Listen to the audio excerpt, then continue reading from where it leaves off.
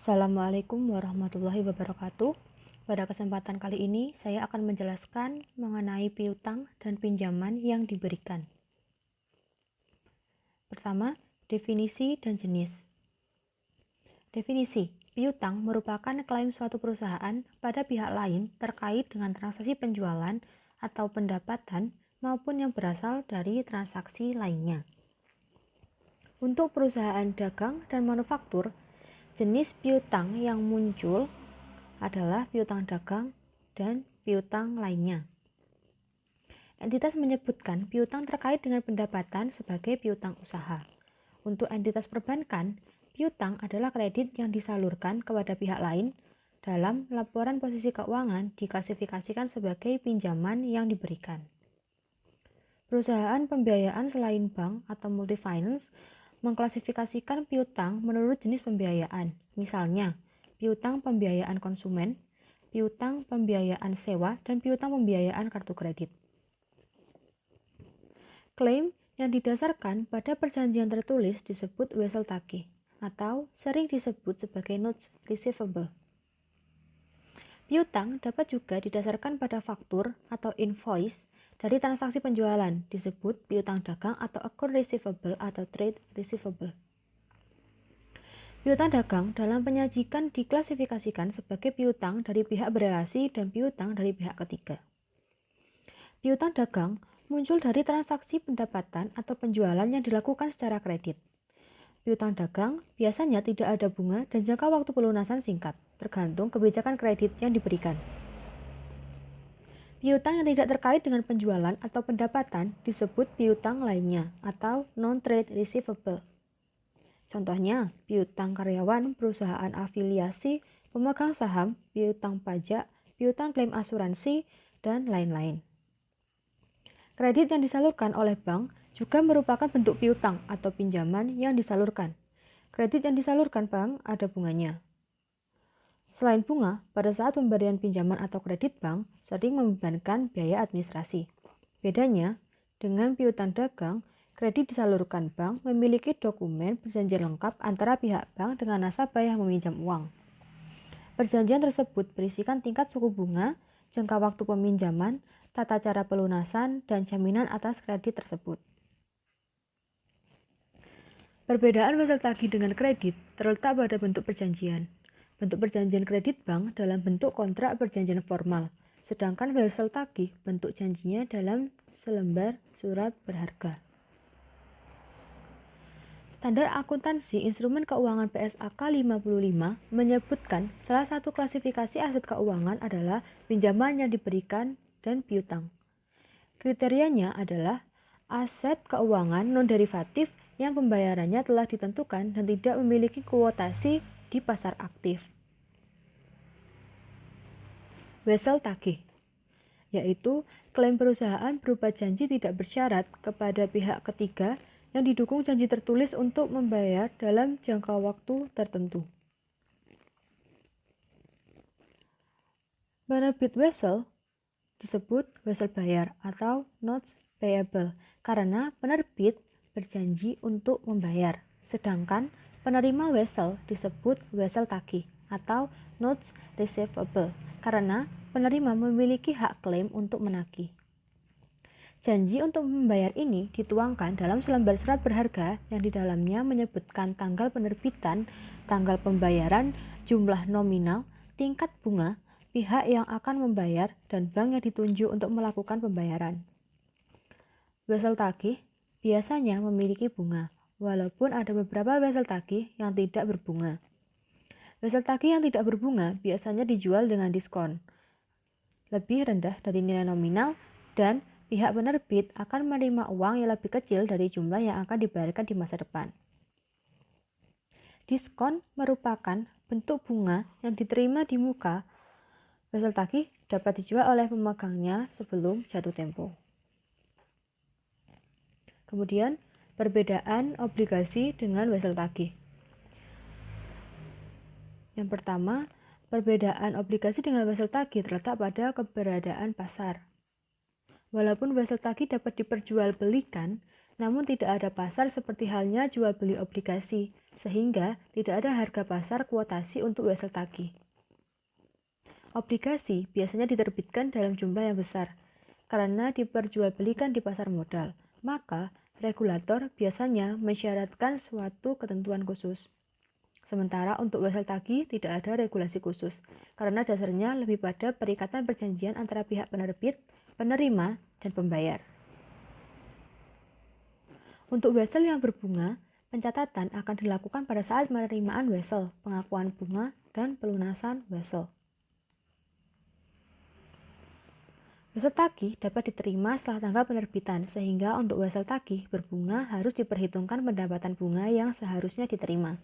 Pendapatan bunga tersebut akan diperhitungkan menambah kas yang harus dibayar pihak penerima.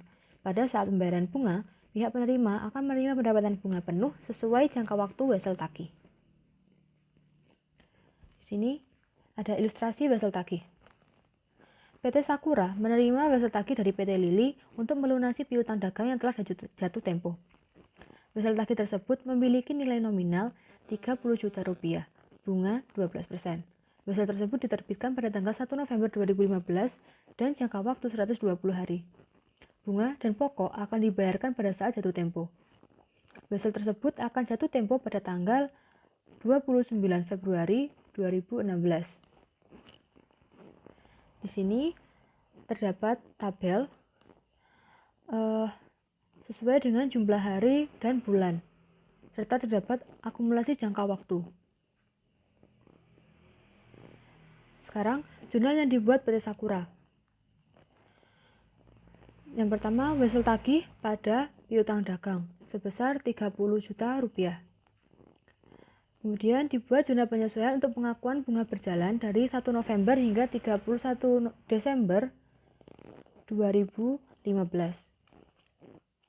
Bunga dari 1 November hingga 31 Desember sebesar 30 juta rupiah dikali 12% dikali 60 per 360. 60 per 360 ini diambil dari 2 bulan, November dan Desember, itu 60 di per 360. 360 itu asalnya dari jumlah total hari yang ada dalam 1 tahun.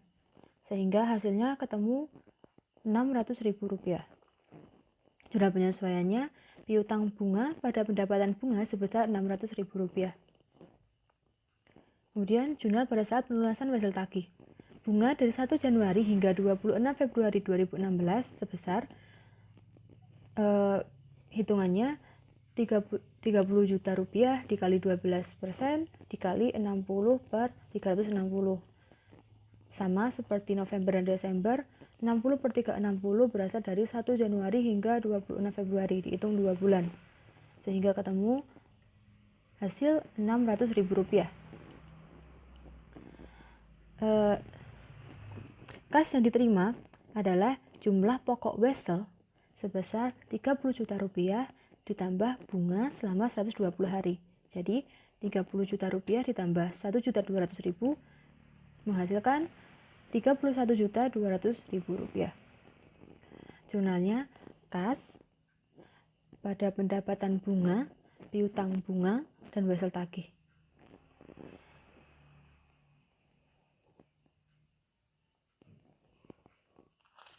Pengakuan awal.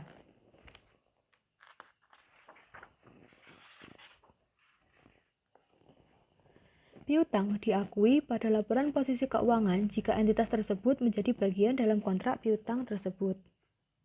Pengakuan piutang dikaitkan dengan pengakuan pendapatan. Sesuai dengan PSAK 55, piutang diakui oleh entitas sebesar nilai wajar. Nilai wajar merupakan harga perolehan atau nilai pertukaran antara kedua belah pihak pada tanggal transaksi. Nilai pertukaran ini dapat dipengaruhi oleh adanya hubungan relasi. Karenanya, piutang dari pihak relasi perlu diungkapkan secara khusus. Sehingga pada saat perolehan, entitas seharusnya mengukur piutang sebesar nilai kini dari kas yang akan diterima di masa depan.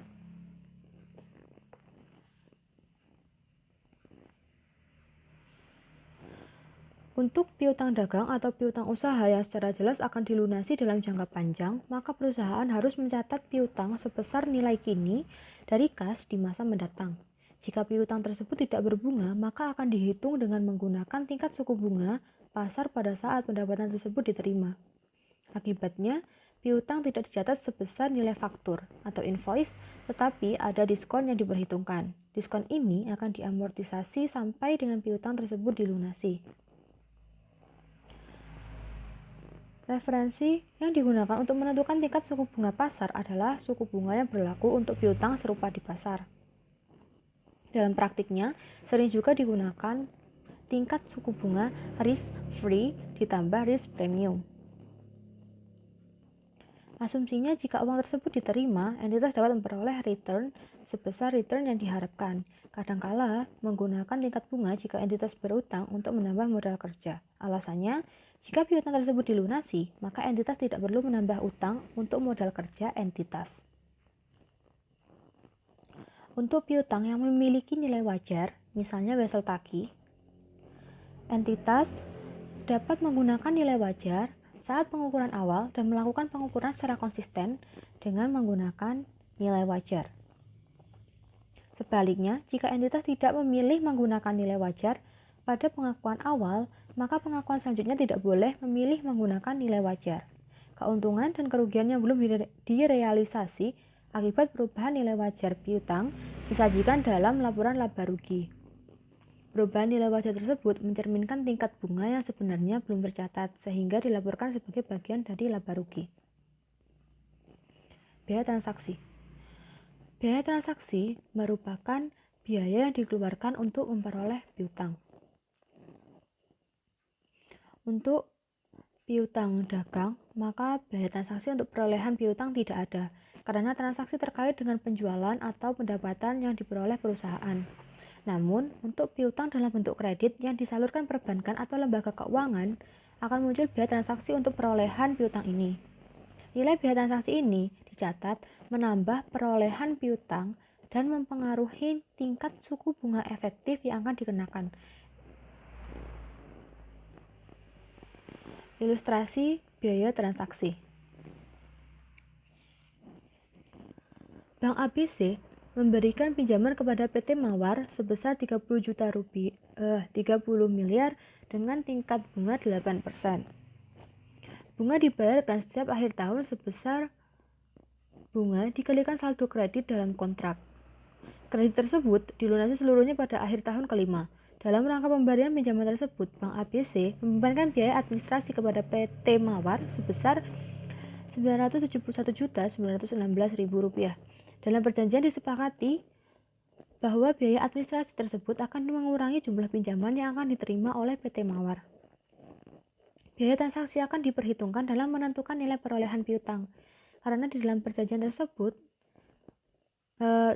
disebutkan mengurangi jumlah pinjaman, maka PT Mawar hanya menerima pinjaman sebesar Rp29.028.084.000.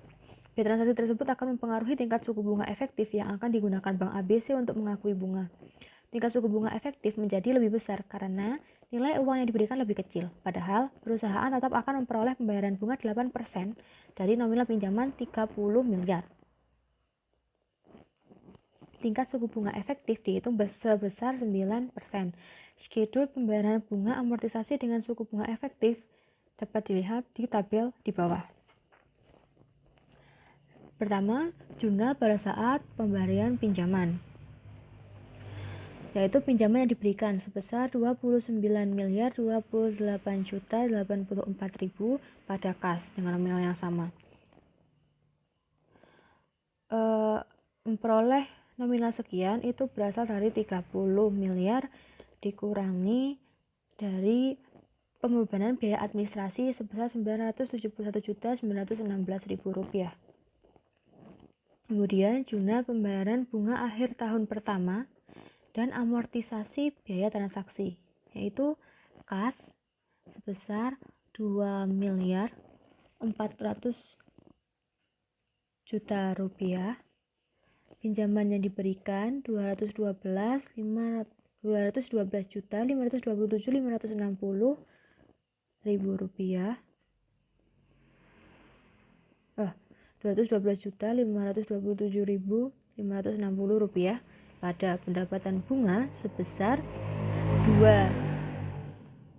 Rp2.612.527.560.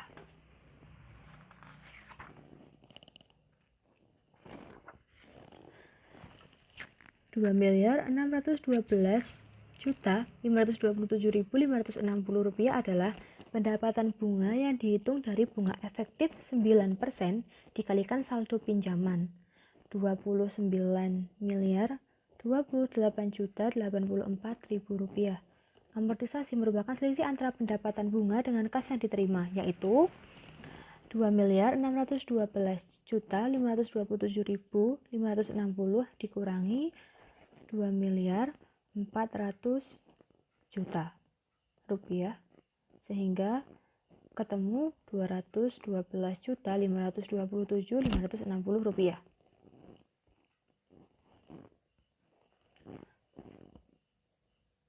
Dan disajikan dalam tabel amortisasi di bawah. Biaya transaksi dalam pemberian pinjaman dapat diperlakukan sebagai pengurangan pinjaman yang diberikan. Namun, dalam situasi lain, biaya administrasi merupakan biaya yang dikeluarkan secara langsung oleh pemberi kredit. Untuk transaksi tersebut, maka pinjaman yang diberikan kepada peminjam sebesar nilai nominal pinjaman. Namun yang dicatat oleh pemberi pinjaman adalah pokok pinjaman ditambah biaya yang secara langsung dikeluarkan.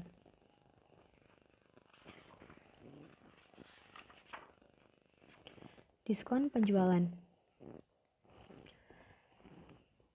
Potongan penjualan dalam bentuk harga maupun kuantitas akan mempengaruhi pencatatan pendapatan, namun tidak mempengaruhi pencatatan piutang. Piutang akan dicatat sebesar nilai setelah dikurangi diskon penjualan. Nilai setelah diskon adalah harga wajar dari perolehan piutang tersebut. Pendapatan akan diakui sebesar nilai setelah potongan atau diskon.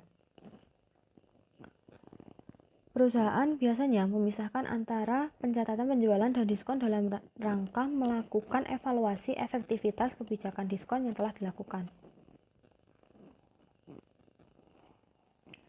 Diskon dapat juga diberikan dalam potongan penjualan karena pembayaran yang dilakukan pelanggan lebih cepat dari yang telah dijadwalkan. Diskon penjualan yang dikaitkan dengan pembayaran dapat dicatat dengan menggunakan dua metode, yaitu metode piutang neto dan metode piutang bruto. Dalam pencatatan metode neto, diasumsikan diskon diambil, sehingga ketika mencatat penjualan dan piutang pada saat terjadi penjualan, sudah dikurangi diskon tersebut. Jika pembayaran dilakukan pada periode diskon, maka piutang dagang dilunasi sebesar nilai setelah diskon. Namun, jika piutang dilunasi di luar periode diskon, maka diskon tersebut menjadi hangus atau tidak dimanfaatkan. Untuk pencatatan dengan metode bruto, piutang dagang pada saat penjualan sebesar nilai penjualan sebelum diskon. Jika pelanggan membayar pada periode diskon, akan dicatat nilai diskonnya. Untuk pelanggan yang membayar di luar periode diskon, tidak akan ada pencatatan diskon. Ilustrasi pencatatan diskon telah disajikan di bawah. Pada saat terjadi penjualan 5 juta dengan termin 2/10 N/30. Dalam metode bruto, piutang dagang 5 juta pada penjualan 5 juta. Pembayaran 4.900.000 pada periode diskon, sehingga kas 4.900.000, diskon penjualannya 100.000 pada piutang dagang 5 juta. Pembayaran 5 juta pada periode setelah diskon. Kas 5 juta pada piutang dagang 5 juta. Pada metode neto, piutang dagang sebesar 4.900.000 itu sudah dikurangi dengan diskon pada penjualan sebesar 4.900.000. Kas pada piutang dagang sebesar 4.900.000, dan jika pada periode setelah diskon, maka kas 5 juta pada diskon penjualan hangus sebesar Rp100.000 pada piutang dagang 4.900.000.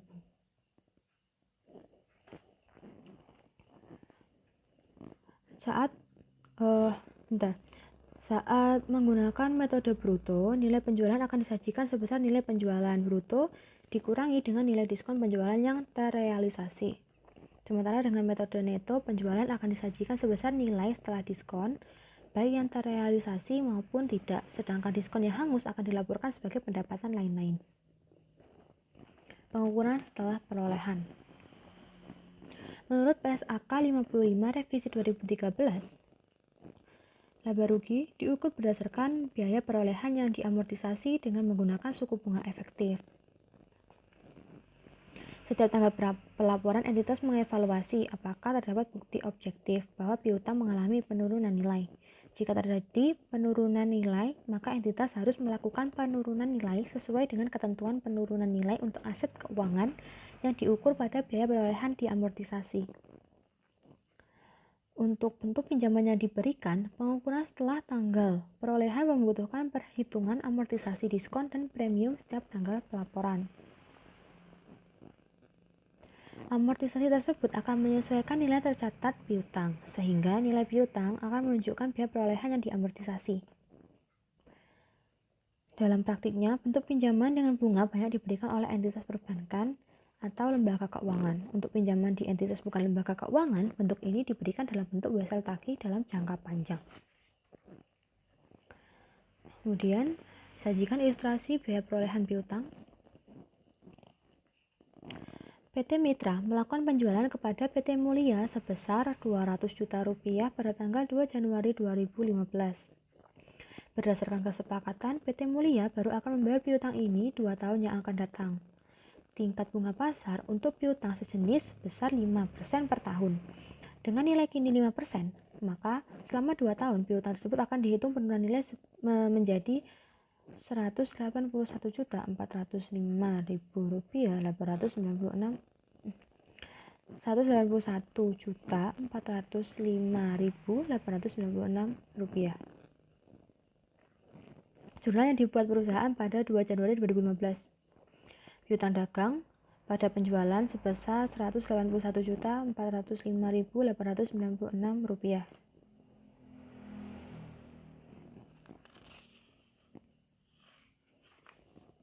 Jurnal penyesuaian pada 31 Desember 2015 sebesar Rp9.070.295. Itu asalnya dari 5% dari bunga pasar itu tadi. Jadi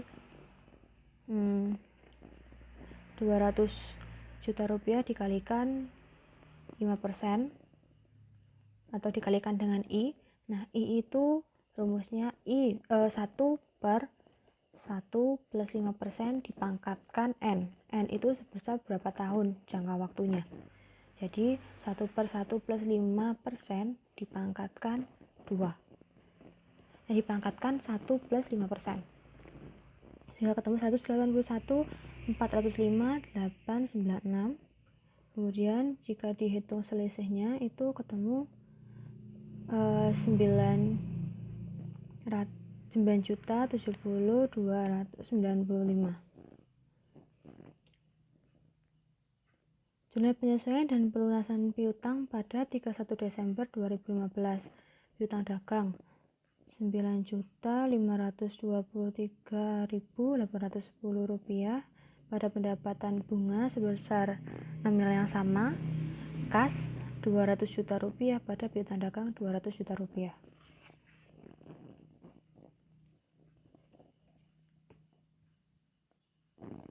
Penurunan nilai. Konsep umum perolehan nilai. Piutang pada setiap tanggal pelaporan harus dievaluasi apakah terdapat bukti objektif mengalami penurunan nilai. Jika terdapat bukti objektif, maka akan diakui kerugian penurunan nilai. Berikut beberapa contoh peristiwa yang menyebabkan penurunan nilai adalah sebagai berikut. Piutang tidak dilunasi pada saat jatuh tempo. Bunga dan pokok tertunggak dalam beberapa kali termin pembayaran.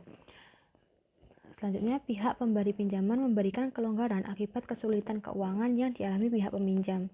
Kelonggaran diberikan dalam bentuk perpanjangan jangka waktu pelunasan atau penurunan tingkat suku bunga. Peminjam dinyatakan pailit oleh pengadilan. Memburuknya kondisi ekonomi yang menyebabkan kemampuan membayar pihak peminjam akan menurun. Jika terdapat bukti objektif, jumlah kerugian diukur berdasarkan selisih antara nilai tercatat piutang dengan nilai terkini estimasi arus kas masa depan. Tingkat diskonto yang digunakan adalah suku bunga efektif yang berlaku pada saat pengakuan awal dari aset tersebut. Nilai tercatat piutang dikurangi baik secara langsung atau menggunakan pos cadangan. Kerugian diakui dalam laporan laba rugi. Kemudian penghitungan penurunan nilai. Jumlah penurunan nilai adalah seluruh nilai piutang tercatat nilai jaminan yang dikuasai oleh perusahaan jika ada. Jika tidak ada jaminan, maka semua piutang tersebut dihapuskan dan akan diakui oleh perusahaan sebagai beban. Selanjutnya, ilustrasi penurunan nilai piutang. PT Aster memiliki piutang kepada pelanggannya, PT Mutiara sebesar 50 juta rupiah. Piutang ini diberikan pada 1 Juni 2010. Pada 15 Desember 2015, PT Aster mendapatkan informasi bahwa PT Mutiara dipailitkan oleh pengadilan. Piutang ini tidak dijamin, sehingga aset PT Mutiara tidak dapat digunakan untuk membayar utang dagang karena sudah diprioritaskan untuk membayar utang yang lain. Dalam menghitung penurunan nilai, piutang PT Mutiara sebesar 50 juta rupiah akan diturunkan seluruhnya karena kas di masa datang dari perusahaan ini adalah 0.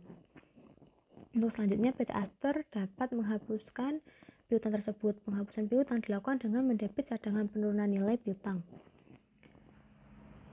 Cadangan penurunan nilai, yaitu beban penurunan nilai piutang 50 juta rupiah pada cadangan penurunan nilai piutang 50 juta rupiah. Penghapusan piutang, cadangan penurunan nilai piutang 50 juta rupiah pada piutang dagang.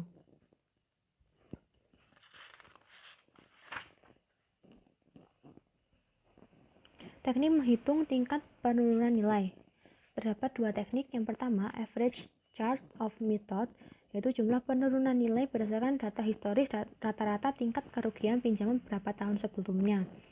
Dihitung jumlah pinjaman neto yang dihapuskan, yaitu pinjaman yang dihapuskan dikurangi pinjaman yang telah dihapuskan namun dapat ditagih atau recovery. Rata-rata kerugian pinjaman dihitung berdasarkan data 5 tahun. Kedua, metode roll rate, menghitung probabilitas piutang pada periode saat ini akan tetap menjadi piutang pada periode berikutnya. Nilai roll rate rata-rata per tahun digunakan untuk menentukan nilai piutang tidak tertagih untuk masing-masing umur piutang. Caranya dengan mengalihkan persentase tidak tertagih pada periode tersebut dan setelahnya. Persentase penurunan tersebut kemudian digunakan untuk menentukan penurunan nilai piutang secara kolektif. Metode cadangan. Pada metode cadangan penurunan nilai awal periode ditambah dari hasil beban penurunan nilai periode tersebut, hasil perhitungan dikurangi dengan piutang yang dihapuskan, sehingga ketemu hasil piutang recovery. Jadi cadangan penurunan nilai awal periode ditambah dengan piutang recovery menghasilkan cadangan penurunan nilai akhir periode. Metode estimasi. Estimasi nilai piutang menggunakan pendekatan neraca, balance sheet approach.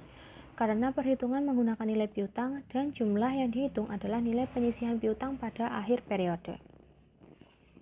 Estimasi nilai penjualan. Menghitung jumlah beban piutang tak tertagih dari penjualan periode tersebut. Jurnal penurunan nilai. Penurunan nilai akan dicatat mengurangi nilai piutang atau pinjaman. Ada dua metode, yaitu metode penghapusan langsung dan metode cadangan. Untuk metode penghapusan langsung, piutang yang diturunkan nilainya langsung dihapuskan tanpa dibuat akun cadangan penurunan nilai. Standar menyebutkan kedua metode tersebut dapat digunakan oleh entitas. Walaupun kedua metode tersebut diperbolehkan, metode penghapusan langsung memiliki pengendalian yang kurang baik. Entitas sulit memonitor jumlah piutang yang telah diturunkan sebelumnya. Jika di kemudian hari piutang tersebut dapat dipulihkan, entitas tidak memiliki rekam jejak jumlah penurunan nilai yang telah dilakukan untuk melakukan penyesuaian pada periode setelahnya. Metode penghapusan langsung juga sulit diterapkan untuk penurunan nilai dengan menggunakan metode kolektif, karena tanpa akun cadangan, kredit piutang tidak jelas akan mengurangi nilai piutang dari debitur yang mana, disebabkan nilai piutang merupakan penjumlahan dari piutang sama debitur entitas. Ilustrasi transaksi penurunan nilai piutang. PT Sakura menggunakan metode penghapusan langsung untuk mencatat penurunan nilai piutang. Pada 1 Maret 2015, piutang dari seorang pelanggan sebesar 8 juta dihapuskan karena terdapat bukti objektif pelanggan tersebut tidak akan membayar piutangnya. Pada tanggal 1 Agustus 2015, piutang yang diidentifikasi signifikan yang sebelumnya diturunkan nilainya dilunasi sebesar nilai tercatat, sebesar 36 juta rupiah. Pada 1 Oktober 2015 menerima pelunasan piutang sebesar 4 juta rupiah dari piutang yang tahun sebelumnya telah dihapuskan. Pada 31 Desember 2015, perusahaan menghitung ulang penurunan nilai piutang, diperoleh informasi piutang yang mengenai penurunan nilai sebesar 9 juta rupiah. Pertama, jurnal pada 1 Maret penghapusan piutang dari pelanggan, yaitu beban penghapusan piutang pada piutang dagang sebesar 8 juta rupiah. Kemudian 1 Agustus pelunasan piutang kas pada piutang dagang sebesar 36 juta rupiah. 1 Oktober pelunasan piutang yang sebelumnya dihapuskan, yaitu kas pada pendapatan lain-lain sebesar 4 juta rupiah. 31 Desember jurnal penyesuaian penurunan nilai untuk tahun 2015, yaitu beban penghapusan piutang pada piutang dagang sebesar 9 juta rupiah. Metode penyisihan allow method lebih tepat digunakan dalam mencatat penurunan nilai. Pada saat perusahaan mengakui beban penurunan nilai piutang atau pinjaman, akan didebit akun cadangan penurunan nilai. Nilai cadangan penurunan nilai pada akhir periode merupakan rekonsiliasi dari cadangan penurunan nilai pada awal periode. Koreksi pada periode sebelumnya jika ada, penambahan penurunan nilai pada periode berjalan, pengurangan karena penghapusan piutang, dan penambahan karena recovery pelunasan piutang dari piutang yang telah dihapuskan. Penghentian pengakuan. Penghentian pengakuan atau derecognition akan menyebabkan nilai piutang dan pinjaman tidak lagi dicatat dalam laporan keuangan. Secara sederhana, penghentian pengakuan akan terjadi ketika kontrak tersebut berakhir dan dipenuhi. Dalam PSAK 55 secara spesifik menyebutkan entitas menghentikan pengakuan aset keuangan jika dan hanya jika 1. Hak kontraktual atas arus kas yang berasal dari aset keuangan tersebut berakhir. 2. Entitas mentransfer aset keuangan yang memenuhi kriteria penghentian pengakuan. Transfer aset keuangan adalah transfer hak kontraktual penerimaan kas dari aset keuangan atau tetap memiliki hak kontraktual untuk menerima tetapi memiliki kewajiban untuk membayar arus kas yang diterima tersebut kepada pihak lain.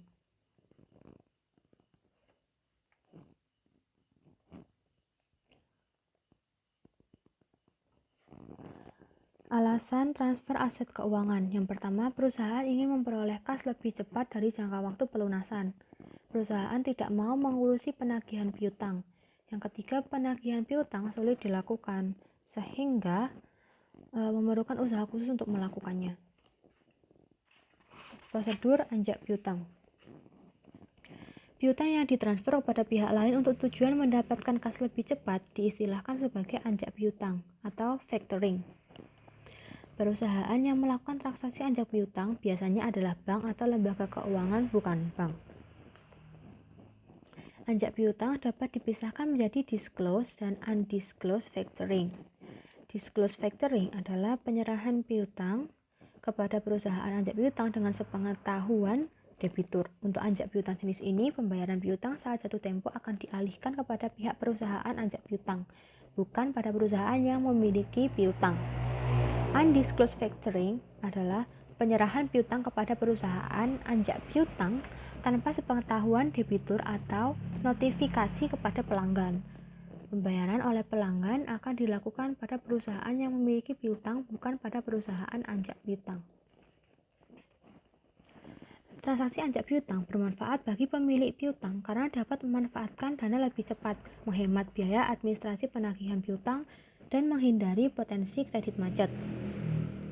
Untuk memperoleh manfaat tersebut, pemilik piutang harus membayar biaya jasa dan bunga kepada perusahaan anjak piutang. Biaya jasa dikenakan sebagai kompensasi pengelolaan piutang. Bunga dikenakan karena perusahaan anjak piutang melakukan pendanaan awal karena sebelum menerima uang dari pelanggan. Pada bagan tersebut, bentuk anjak piutang dengan disclose, bahkan sejak awal perusahaan anjak piutang mengambil tanggung jawab piutang, sehingga persetujuan kredit dilakukan oleh perusahaan anjak piutang. Bentuk anjak piutang yang lain, tanggung jawab persetujuan dan pengelolaan piutang, pada awalnya masih di perusahaan baru, kemudian dialihkan kepada perusahaan anjak piutang.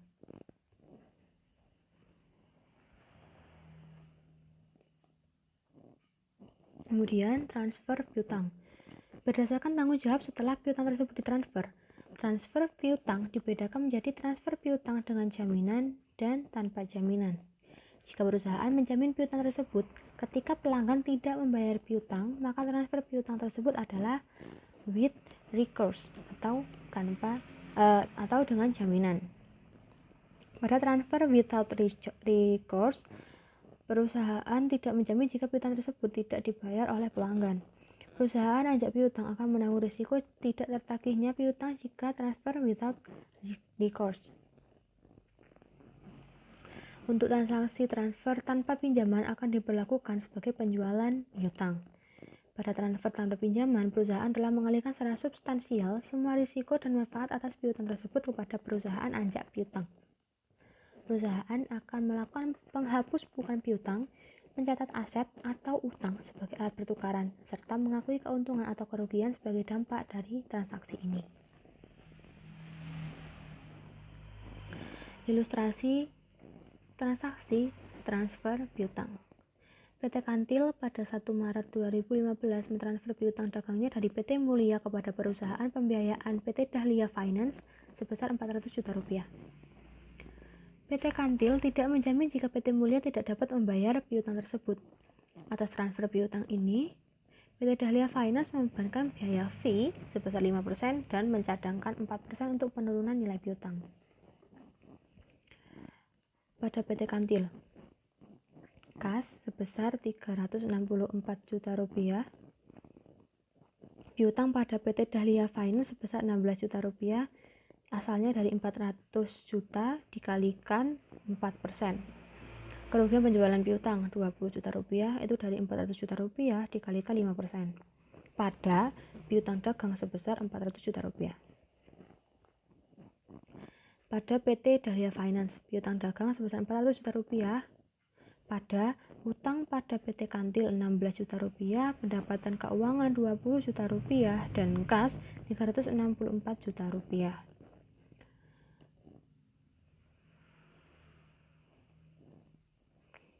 Penyajian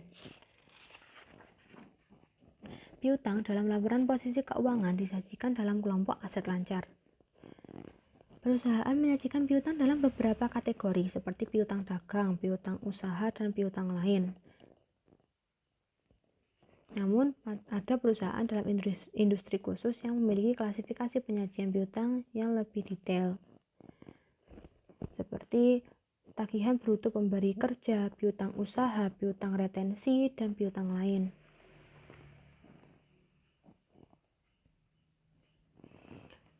Nilai piutang disajikan di laporan posisi keuangan setelah dikurangi dengan cadangan kerugian penurunan nilai.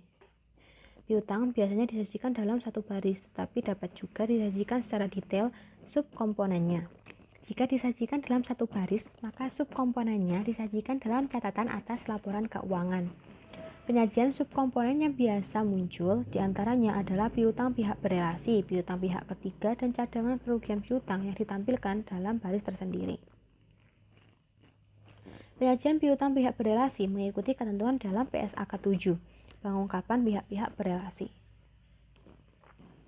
Di sini terdapat contoh penyajian pinjaman pada laporan posisi keuangan PT Bank BNI TBK tahun 2014.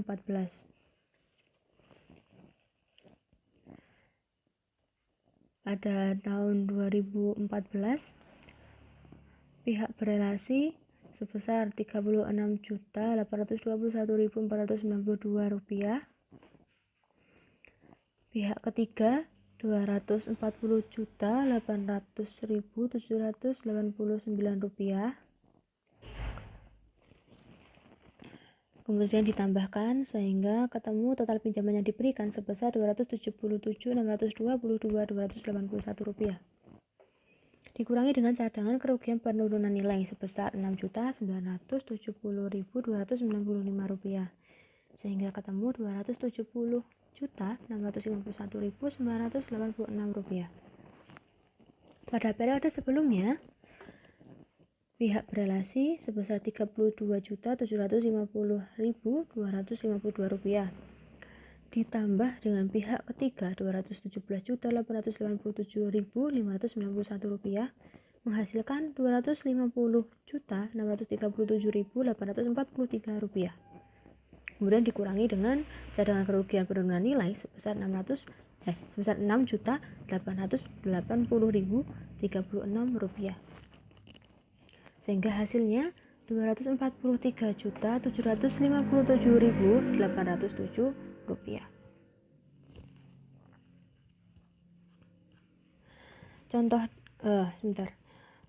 Contoh di atas itu memberikan gambaran bahwa jenis usaha perusahaan akan mempengaruhi penyajian laporan keuangan. Standar secara spesifik tidak menentukan item apa yang harus disajikan dalam laporan posisi keuangan. Jika informasi tersebut relevan untuk disajikan menurut pengguna laporan karena memiliki karakteristik berbeda dan jumlahnya cukup material, maka perusahaan akan menyajikan di bagian depan laporan posisi keuangan. Namun ada beberapa perusahaan yang tidak menyajikan dalam laporan posisi keuangan dan cukup membuat pengungkapan dalam catatan atas laporan keuangan.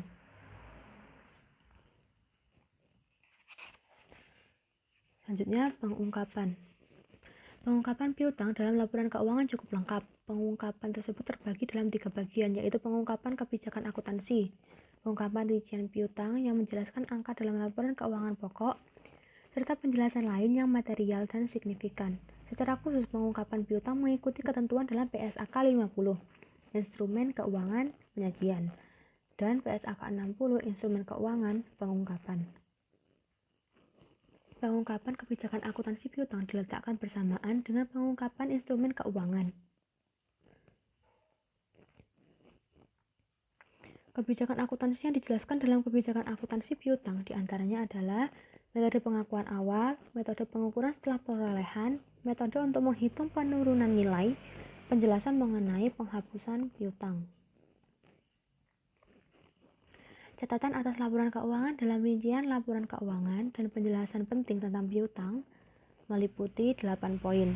Jenis piutang yang dimiliki, rincian piutang yang dilakukan kepada pelanggan dengan jumlah signifikan, identifikasi piutang yang diklasifikasikan sebagai aset lancar dan aset tidak lancar, penurunan nilai piutang, dan penjelasan penurunan nilai yang dilakukan secara kolektif maupun individu, piutang yang digunakan sebagai jaminan, informasi terkait dengan risiko yang menjelaskan piutang yang telah jatuh tempo atau mengalami penurunan nilai, nilai terbawa dari piutang yang mengalami penurunan nilai yang telah dinegosiasikan, analisis umur piutang atas piutang yang telah jatuh tempo, kemudian terdapat nilai wajar piutang, dan semua konsentrasi risiko kredit atas piutang.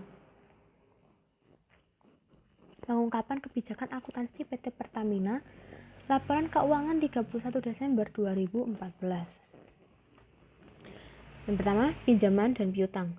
Pinjaman dan piutang adalah aset keuangan non-derivatif dengan pembayaran tetap atau telah ditentukan dan tidak mempunyai kuotasi di pasar aktif. Aset ini tergolong aset lancar kecuali diperkirakan akan jatuh tempo lebih dari 12 bulan setelah akhir periode pelaporan. Aset keuangan yang disebut terakhir ini diklasifikasikan sebagai aset tidak lancar. Pinjaman yang diberikan dan piutang pada awalnya diakui sebesar nilai wajar, termasuk biaya transaksi yang dapat diatribusikan secara langsung dan selanjutnya diukur pada biaya perolehan diamortisasi dengan menggunakan metode suku bunga efektif. Yang kedua, aset yang dicatat berdasarkan biaya perolehan diamortisasi. Pada setiap akhir periode pelaporan, Grup mengevaluasi apakah terdapat bukti yang objektif bahwa aset keuangan atau suatu kelompok aset keuangan mengalami penurunan nilai. Aset keuangan atau kelompok aset keuangan diturunkan nilainya dan kerugian penurunan nilai terjadi hanya jika terdapat bukti objektif mengenai penurunan nilai tersebut adalah sebagai akibat dari satu atau lebih peristiwa yang terjadi setelah pengakuan awal aset tersebut. Dan peristiwa yang merugikan tersebut berdampak pada estimasi arus kas masa depan atas aset keuangan atau kelompok aset keuangan yang dapat diestimasi secara andal. Pengungkapan jenis piutang.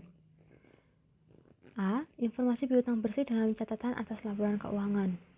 Piutang usaha pada tahun 2014 1.789.933 pada 2013 2.099.003 rupiah. Penyisian penurunan nilai pada 2014 161.688 rupiah. 2013 121.073 rupiah. Itu mengurangi sehingga ketemu untuk tahun 2014 1.637.245 rupiah dan 2013 1.977.930 rupiah. B. Mutasi penyisihan penurunan nilai atas piutang. Saldo awal 2014 sebesar 121.073 rupiah. 2013 110.132 rupiah.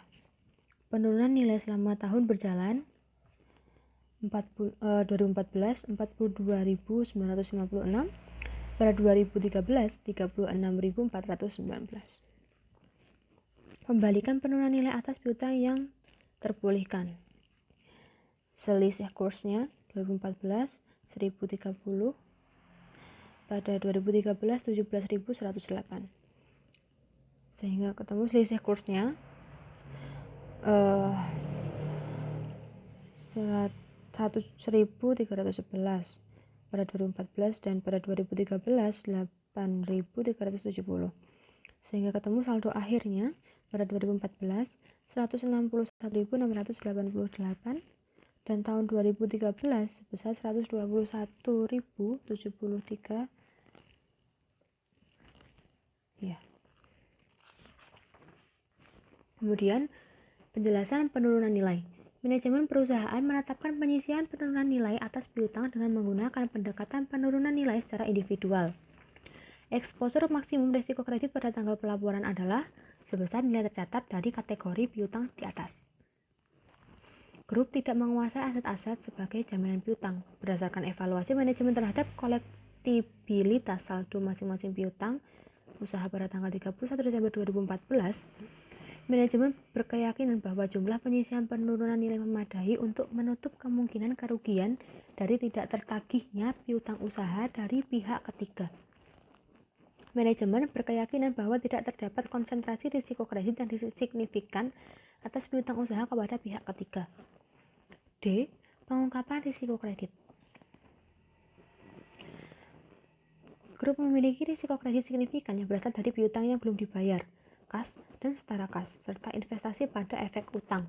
Pada sebagian besar transaksinya, grup menggunakan bank dan lembaga keuangan yang secara independen dinilai dengan peringkat AAA, AA+, dan AA.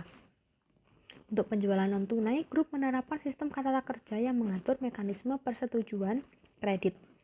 Dalam praktik tersebut, beberapa penjualan kredit grup telah disertai dengan agunan atau jaminan bank.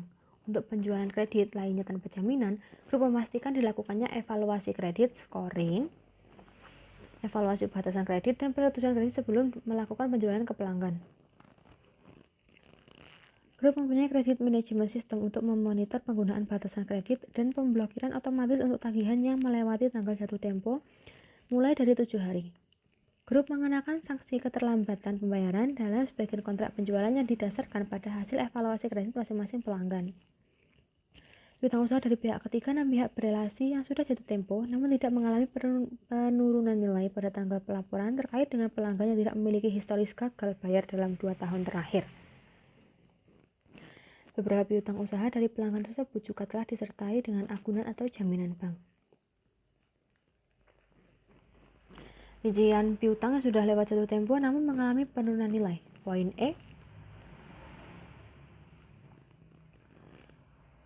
dapat dilihat perbedaannya dan ketemu hasil bersih pada tahun 2014 sebesar Rp1.379.524 dan 2013 sebesar Rp784.361. F. Rincian piutang usaha dari pihak berelasi. Di sini terdapat dari PLN dan entitas anak, TNI atau Kementerian Pertahanan, PT Garuda Indonesia, PT Pupuk Indonesia, PT Perusahaan Gas Negara, PT Merpati Nusantara Airline, PT Asuransi Jasa Indonesia, Kementerian Keuangan, Patra SK, dan lain-lain. Semuanya dijumlah kemudian dikurangi dengan penyisihan penurunan nilai. Sehingga pada tahun 2014 ketemu hasil 1.797.250 dan pada tahun 2013 sebesar 2.074.389. Analisis piutang. Entitas melakukan analisis piutang yang dimiliki perusahaan dengan menekankan pada risiko tidak tertagihnya piutang. Dalam melakukan analisis, pertama harus dicermati kebijakan akuntansi yang dilakukan dalam mengukur serta menilai piutang dan cadangan penurunan nilai. Analisis harus mempertimbangkan apakah penurunan nilai yang dilakukan telah cukup. Dalam analisis akuntansi, seorang analis dapat melakukan penyesuaian sebelum melakukan perhitungan rasio-rasio keuangan terkait piutang. Analisis piutang dilakukan dengan melihat perputaran piutang dan umur piutang. Perputaran piutang dihitung dari penjualan dalam satu periode dibagi piutang rata-rata dalam satu tahun. Piutang rata-rata dihitung dari piutang awal ditambah piutang akhir periode dibagi 2. Entitas dengan perputaran piutang tinggi menandakan bahwa entitas tersebut bagus. Rumusnya, yang perputaran piutang tadi, penjualan dibagi piutang rata-rata. Untuk umur piutang, 365 dibagi perputaran piutang. Umur piutang dihitung dengan hari dalam satu tahun, dibagi dengan perputaran piutang. Semakin lama jangka waktu piutang mengindikasi perputarannya rendah, sehingga modal kerja perusahaan banyak berhenti di investasi piutang.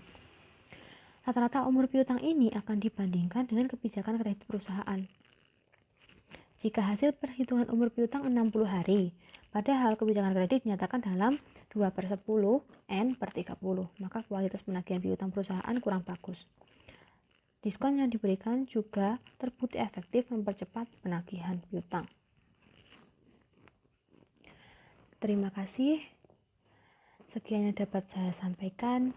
Kurang lebihnya saya mohon maaf yang sebesar-besarnya. Wassalamualaikum warahmatullahi wabarakatuh.